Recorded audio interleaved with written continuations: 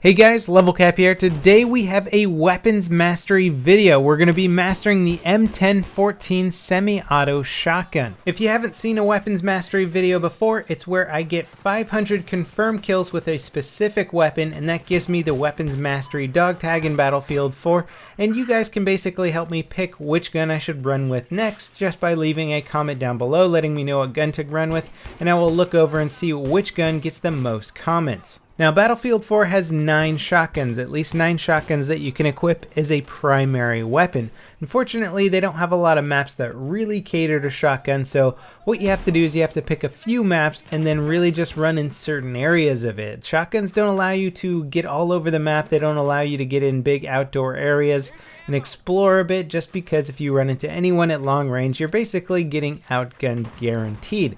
So you got to keep it close quarters. You have to keep it at a distance where your weapon is either on par with your opponent's weapon or has the advantage. Now, out of the shotguns in Battlefield 4, there's quite a few semi-autos. We have the Saiga 12K, we have the UTS-15, the DBV-12, the QBS-09, and the Dow-12. All of those shoot semi-auto, and what really sets them apart?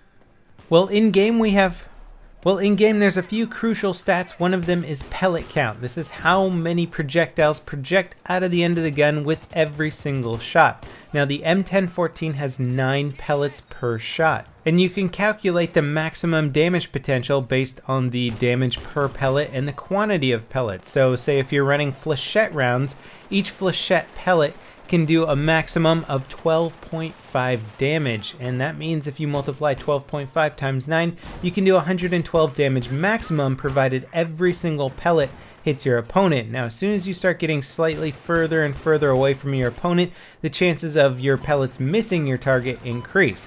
Now, obviously, you have the option to put different barrel modifiers on your shotgun to basically tighten the spread and increase the effectiveness at range. Now, by design, the M1014 has a hard time getting a one-shot kill. It's almost impossible unless you are at point-blank range and you have a perfectly accurate shot. So other than that situation, you're pretty much going to require at least 2 kills to drop your opponent. Often you're going to require 3 depending the distance. Now, anyone who's a fan of a pump action shotgun and likes getting that one-shot kill, you're going to have to change up your playstyle a bit. And that kind of detracts from the overall shotgun experience, in my opinion, because if you can't kill somebody in one shot, then you're putting yourself at a pretty big risk, giving your opponent time between the first shot and the second shot to react to you, potentially get some shots off, and if you can't kill them by the second shot, then chances are you're not going to kill them. They're going to take you out before you can drop them. Now, your shots to kill, or your time to kill rather, is pretty much determined by your distance from the target. Shotguns don't get any sort of bonus damage for headshots, so generally speaking, you want to go for body shots. It also puts you at a huge disadvantage if somebody is head glitching. If they can only show you their head and you aim only for their head, chances are a lot of your pellets are going to miss, and since you're not doing any headshot bonus damage, they're pretty much guaranteed to win that firefight. So despite the M1014 being a shotgun, a scatter weapon, something that you would think you can kind of point in the general direction of your target and get a kill, it does require a decent amount of precision to actually be able to drop your opponent in any sort of timely manner. So if you're going to pick up the M1014, don't think of it as an easy close quarter weapon. Think of it as something that's going to require a lot of skill to do well with. You'll notice I'm aiming down sights for a lot of my kills here. That's because I feel like there's something wrong with hipfire on shotguns in Battlefield 4. There's just something off about it. I end up missing so many of my shots when shooting from the hip, even though my little circle reticle is usually on my target. So basically, ADS whenever possible, even though it seems a little bit counterintuitive just by the nature of the shotgun. You kind of want to run around and be fast and shoot from the hip in close quarters, but not really the way that I'm playing with it. Now let's talk about my preferred loadout for the M1014. I like to run an ergo grip on the shotgun. It kind of helps your accuracy while moving around. I also like to use a modified choke. Full choke will generally tighten the spread a little bit too much and give me very little leeway with my accuracy, so if I miss a shot ever so slightly, I basically don't get any hit markers. So Modified choke seems to work best for me.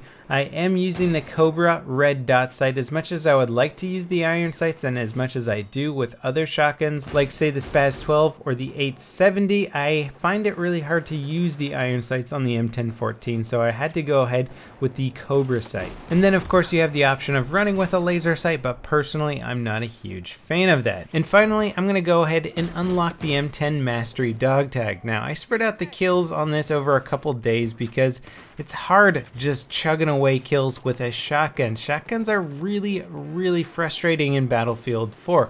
I know I'm showing a lot of clips of me doing well here, but there's plenty of clips of me just getting really frustrated and trying to barely just hold my own with a shotgun on some of these maps. Now, if you're on a team where you're just getting pummeled as a team in general, usually I can try and salvage the situation if I have a decent weapon and at least defend myself and kill a lot of the guys coming in to basically destroy us in our spawn or something like that.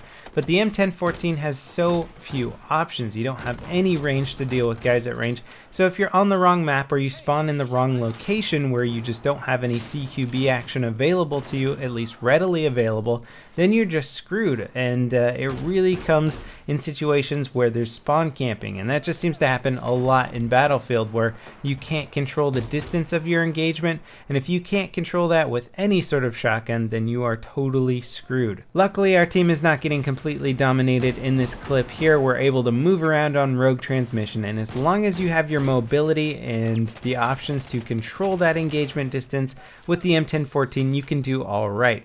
Overall, as a shotgun, it's not something that I'm particularly fond of. The magazine count is mediocre, the rate of fire is alright, and I just like a shotgun that can kill more reliably with one hit. Anyway, that wraps it up for the M1014 Shotgun Mastery. Remember to leave your comments down below letting me know what weapon you'd like me to master next. There is a list in the video description of weapons available.